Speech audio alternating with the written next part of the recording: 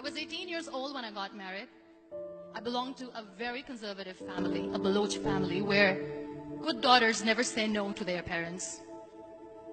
My father wanted me to get married, and all I said was, if that makes you happy, I'll say yes. And of course, it was never a happy marriage.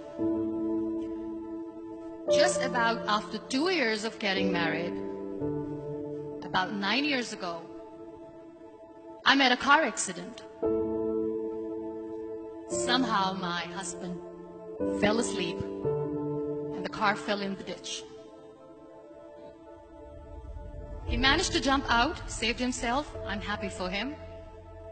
But I stayed inside the car and I sustained a lot of injuries. The list is a bit long. Radius ulna of my right arm were fractured. The wrist was fractured. Shoulder bone and collarbone were fractured. My whole rib cage got fractured. But that injury that changed me and my life completely was the spine injury. Many people came to rescue. They gave me CPR. They dragged me out of the car. And while they were dragging me out, I got the complete transection of my spinal cord. Those 2.5 months in the hospital were dreadful. I was at the verge of despair. One day, doctor came to me and he said, well, I heard that you wanted to be an artist, but you ended up being a housewife. I have a bad news for you. You won't be able to paint again.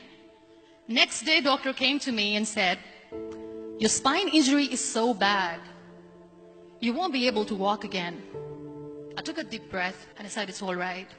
Next day, doctor came to me and said, because of your spine injury and the fixation that you have in your back, you won't be able to give birth to a child again. That day, I was devastated. I started to question my existence. Why am I even alive? So what kept me going was, one day I asked my brothers, I know I have a deformed hand, but I'm tired of looking at these white walls in the hospital and wearing these white scrubs. Bring me some colors, bring me some small canvas. I want to paint. So the very first painting I made was on my deathbed, where I painted for the very first time. What an amazing therapy it was. Without uttering a single word, I could paint my heart out. I could share my story. People used to come and say, what lovely painting. So much color. Nobody could see the grief in it. Only I could. And that day I decided that I'm going to live life for myself. I am not going to be that perfect person for someone. I am just going to take this moment and I will make it perfect for myself. That I'm going to fight my fears. So I wrote down one by one all those fears. And I decided that I'm going to overcome these fears one at a time. You know what was my biggest fear? Divorce. But the day I decided that this is nothing but my fear, I liberated myself by setting him free. And I made myself emotionally so strong that the day I got the news that he's getting married, I sent him a text that I'm so happy for you and I wish you all the best. And he knows that I pray for him today. Number 2 was, I won't be able to be a mother again. And that was quite devastating for me.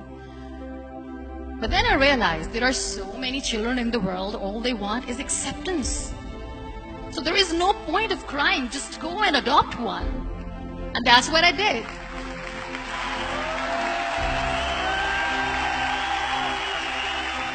I gave my name in different organizations, different orphanages, and I waited patiently.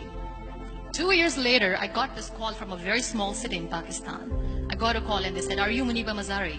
There is a baby boy and would you like to adopt? I could literally feel the labor pain. I said, yes, yes, I am going to adopt him. I am coming to take him home. And that day, I was 2 days old and today he's 6. You know, when you end up being on the wheelchair, what's the most painful thing? People think that they will not be accepted by the people because we, in the world of perfect people, are imperfects. So I decided to appear more in public. I started to paint. I have done a lot of modeling campaigns. I decided that I'm going to join the national TV of Pakistan as an anchor person. I became the National Goodwill Ambassador for UN Women Pakistan, and now I speak for the rights of women, children. I was featured in BBC 100 Women for 2015. I'm one of the Forbes 30 under 30 for 2016. So when you accept yourself the way you are, the world recognizes you.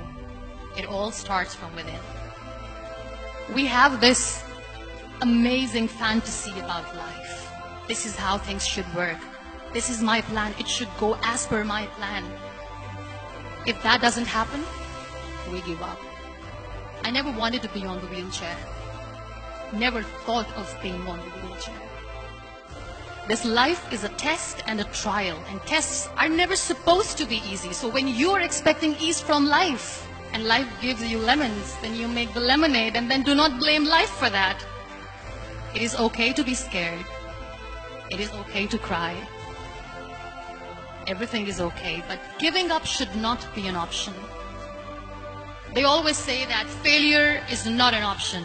Failure should be an option, because when you fail, you get up, and then you fail, and then you get up, and that keeps you going. Embrace each and every breath that you are taking. Celebrate your life. Live it. Don't die before your death. Real happiness lies in gratitude. So be grateful, be alive, and live every moment.